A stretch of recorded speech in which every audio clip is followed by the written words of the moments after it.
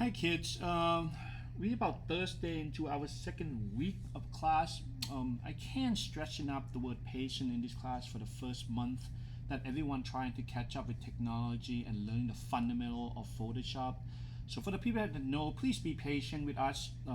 When it get going, it will get smoother and smoother as we go on. The keyword here is patient once again. Once again, I'm going to review everything really quickly and I'm going to give you an assignment to do for today, okay? First thing first, let's talk about the tool, the navigation system interface of Photoshop. All the tools are here on the left hand side on the application. And you will notice one thing, every time I click a tool, the setting up top is up here. So what that means is every tool that you can imagine, like the text tool, the info is up here. The zoom tool, you can zoom in and zoom out, like we're using the option up here, right? But the move tool, which is the first tool here on the upper left here, is your fundamental tool that you always want to go back to. And once again, that tool have a short key cut. Like for example, I leave my mouse cursor there for a second. It should tell us that what it does, and it give you that little letter V there to tell us that it's a short key command. Anyway, that will come back to that later, okay? So once again, the tool is here, the settings up here. What's important is on the right is called panel or window, right? So there are different panels that are hiding from each other. This is from the first and second video we watched. You did not watch that, I highly suggest you do so. One of the most important panel in Photoshop is called layer panel. Layer panel basically keep track of things. I went over that a couple times, so I'm gonna review it. I'm gonna give you guys an assignment. For example, I click on the layer they call tailor. You can see that when I use a move tool, only that pixel that contained in that layer is being moved.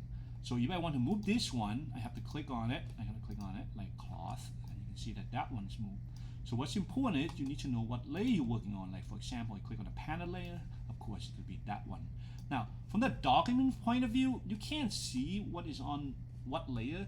The trick is to come to this layer and turn off the eyes, and you should be able to see what's on that layer, right? And then when you click on it, you can see it's highlighted in lighter gray. That's how you know, okay? So like for example, let's say we want to move that tailor layer behind the panel layer. All we have to do is click and we hold, and we're gonna move this down below the panel layer.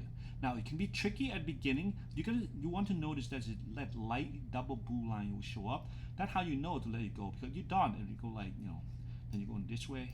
So you're gonna want to go behind here like this. You can see that those pixels now go behind. Right? You can leave your layer in your panel, or you mean your layers any way you want it. Okay, so hopefully that helped. Right? But let's say that you want to create a new layers. Right? How do you create a new blank layer to work in Photoshop? Like you want something plain, right? So what you do is you click on the layer that you want first. Like for example, I want a new layer on top of that panel layer. How do I know? I turn off the eyes. Now to create new layers, once again, there's a lot of ways to create a new layer in Photoshop. The best way to do it, in my opinion, is using this icon on the bottom right here. Okay, it will say create a new layer. What that means is it's going to give you a new blank layer. Okay, so as soon as you do this, you're going to see that the new blank layer will show up here, and it's called layer 1. That means it's just nothing on it. Just click on another one, will be layer 2, and so on and so on. What that allows you to do is now you can do things like, for example, you can click a paintbrush, which is this tool. Okay, we can pick a color. We talked about color before. Like first, we should pick the color we want, and then you come over here, right? Now remember, the setting for every tool is up top. So for example, the size of the brush, I can make it thicker. The hardness is basically how hard the brush is. Like for example, this is a hard brush, that's a soft brush. So it depends. For now, I'm gonna have you like maybe about 15%, 20% soften, and you'll see what you're gonna do. There are different type of brush in here that you can use later, but let's not get there just yet. Let's just use the general brushes, which is in that folder. Okay. When you're done, just click on the empty space, and we have that color. Once again, we have to pick the color we want, and as long as it's on that new layer, we should be able to paint it. You can see that we paint it, right? So like for example, I want that fabric to be blue. I don't have to be perfect for now, but sooner or later you do have to be perfect on every pixel, because remember, everything here is about pixel control, right? So the more you control your pixel, the better your work gonna look. So you can see that I'm just painting, I'm taking my time, and this is not the easiest way to do this, but I just want to show you, and we'll get better and better when using the software. Now that doesn't look natural. We paint that blue, that fabric doesn't look blue, right? Well, there's a lot of things we can change that to make it look more natural. For example, I click on that layer 1. The word opacity here mean how solid that object is. What it means right now is 100. I can drop that opacity, and you can see it allow the opaque to show through. Now, if I switch my tool to move tool, you can see that layer, I can move it around. You can see it's opacity, right? So that's what I mean by controlling its own layer, okay? And then just for the learning purposes for this project, I want you guys to learn how to use the text tool one more time, which is this letter T again, which is the letter T right here. You see that's a text tool. Now, the cool thing about text tool is this. You can just click anywhere, it will automatically create a new layer. So keep your eye on the layer panel here. So if on layer 1, and I click and I let go, you will notice it's create a new layer here for you, right? And from the last video, if you want to change the text, we double click on that letter T right there, and then we have to type in a name again, underscore Hughes, underscore EXERCISE.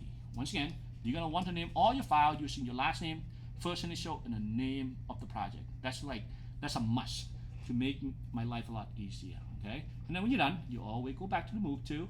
Oh, by the way, in case you want to change any of it, and you should know where the setting is, you can highlight that.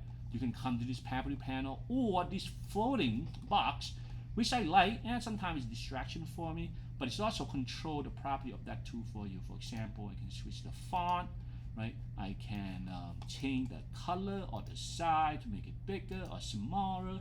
I can pick to any side, like for example, I want yellow, I can come in here, okay? So when you are done with this, use the move tool, right? You're gonna go back to that fundamental tool. So what I want to do for you guys to get this grade for the working with layers for the first one, you should have this layer that have blue, some opacity. Now for the people that know Photoshop, you can mark up this opacity, and instead of using that opacity, you can use a different mode. It will work as well. I don't care about that. We'll come back to that later. We mean time for it. And then I expect you guys to have a name with the text file on it.